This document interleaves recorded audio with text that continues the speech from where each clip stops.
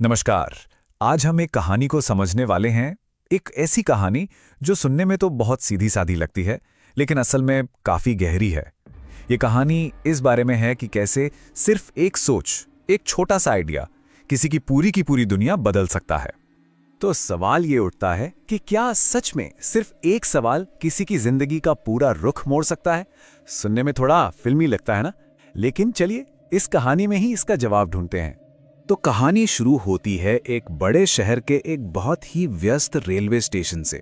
आप जानते हैं कैसा माहौल होता है, चारों तरफ शोर, भागते हुए लोग, ट्रेनें आ रही हैं, जा रही हैं, और उसी भीड़ के बीच एक भिखारी रहा करता था।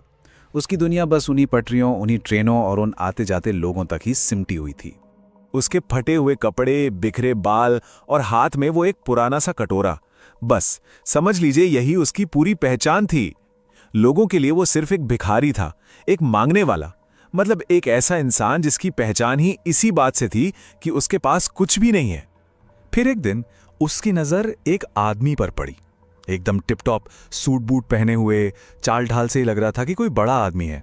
उसे देखते ही भिखारी की आंखों में एक उम्मीद जगी कि भाई आज तो कुछ बड़ा हाथ लगेगा, और इसी उम्मीद में वो तेजी से उस आदमी की तरफ लपका।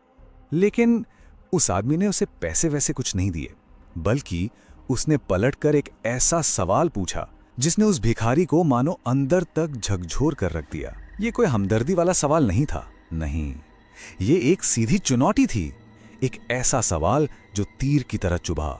भिखारी एकदम हैरान रह गया। उसने कहा, साहब, मेरे पास भला देने को है ही क्या? सोचिए, उसकी जिंदगी में कभी ये ख्याल ही नहीं आया था कि वो भी किसी को कुछ दे सकता है।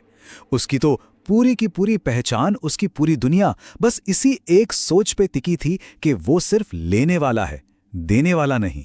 ये सुनकर वो आदमी बस हल्का सा मुस्कुराया और इतना कहकर अपनी ट्रेन में चढ़ गया। वो तो चला गया, लेकिन अपने पीछे वो एक सवाल छोड़ गया, और वो सवाल उस भिखारी के दिमाग में एक बीज की तरह बोया जा चुका था। एक ऐसा बीज जो अब उसकी पूरी सोच को बदलने वाला था। अगले 2 दिन उस भिखारी के लिए बहुत बेचैनी भरे थे। वो ठीक से सो भी नहीं पाया। बस एक ही सवाल उसके दिमाग में घूमता रहा, बार बार, क्या सच में मेरे पास देने के लिए कुछ भी नहीं है?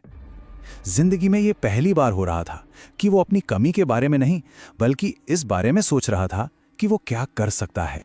और फिर तीसरे दिन अचानक उसकी नजर पास में खिले कुछ जंगली फूलों पर पड़ी, और बस जैसे दिमाग में एक बत्ती जल गई हो, उसे एक आइडिया आया। उसने एक नया सिस्टम शुरू किया। अब से जो भी उसे भीख में कुछ देगा, वो बदले में उसे एक फूल देगा। अब देखिए, ये कदम सुनने में बहुत छोटा लगता है, लेकिन उस इंसान के लिए ये एक क्रांति से कम नहीं था। और यहीं से ना एक बहुत ही मजेदार बदलाव आया। अब लोग उसे सिर्फ भीख नहीं दे रहे थे, वो एक तरह से उससे फूल खरीद रहे थे। सोचिए, जो रिश्ता पहले सिर्फ मांगने का था, वो अब एक लेन देन का, एक ट्रांजैक्शन का रिश्ता बन गया था। उसकी पहचान अब कमी पर नहीं, बल्कि वैल्यू पर टिक गई थी। वो कुछ दे रहा था। कुछ हफ्ते बीत गए, और एक दिन वही सूट वाला आदमी स्टेशन पर फिर से दिखा। हमारे भिखारी ने, जो अब मन ही मन खुद को एक छोटा मोटा व्यापारी समझने लगा था, उसे फौरन पहचान लिया। वो उसके पास गया, कुछ नहीं बोला, बस बड़े सम्मान के साथ एक फूल उसकी तरफ बढ़ा दिया।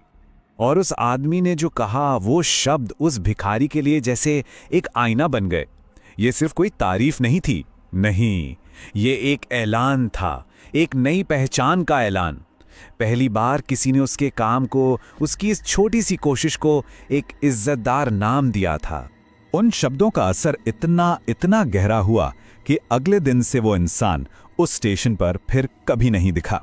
उसने अपनी वो व्यापारी वाली पहचान को पूरी तरह से अपना लिया था, और नतीजा ये हुआ कि सिर्फ 6 महीने के अंदर वो भिखारी एक कामयाब फूलों का व्यापारी बन चुका था।